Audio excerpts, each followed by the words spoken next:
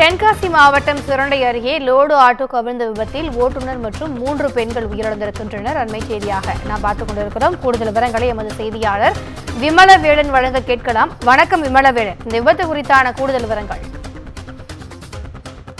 வணக்கம் திவ்யா. தென்காசி மாவட்டம் சுரண்டை அருகே உள்ள வாடியூர் என்ற கிராமத்திற்கு திருச்சிற்றம்பலம் என்ற ஊரிலிருந்து ஆனைக்குளம் கிராமத்திற்கு வயல் வேலைக்காக சுமார் 15 நபர்களை ஏற்றிக் கொண்டு வந்த லோடு ஆட்டோவானது வாடியூர் என்ற பகுதியில் அதிவேகமாக சென்று கொண்டிருந்தது. அப்போது அங்கிருந்த ஒரு வளைவில் லோடு ஆட்டோ திரும்ப முயற்சி செய்த போது வண்டி ஓட்டுநரின் கட்டுப்பாட்டை இழந்தது. அந்த வண்டியானது திடீரென கவிழ்ந்து விபத்துக்குள்ளானது. இதில் ஆட்டோவில் பயணம் செய்த ஜானகி, வள்ளியம்மாள், பிச்சி ஆகிய 3 பேர் சம்பவ இடத்திலேயே பரிதாபமாக உயிரிழந்தனர். மேலும் வண்டியில் பயணம் செய்த 12 பேர் காயமடைந்த நிலையில் அவர்களை அரசு மருத்துவமனையில் மேல் சிகிச்சைக்காக அனுப்பி வைக்கப்பட்டனர்.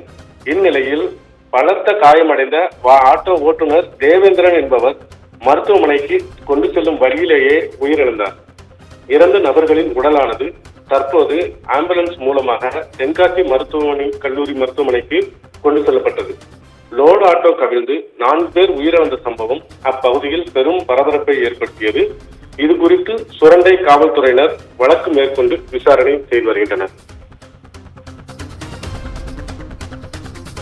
கூடுதல் விவரங்களுக்கு நன்றி விமலவேலன்.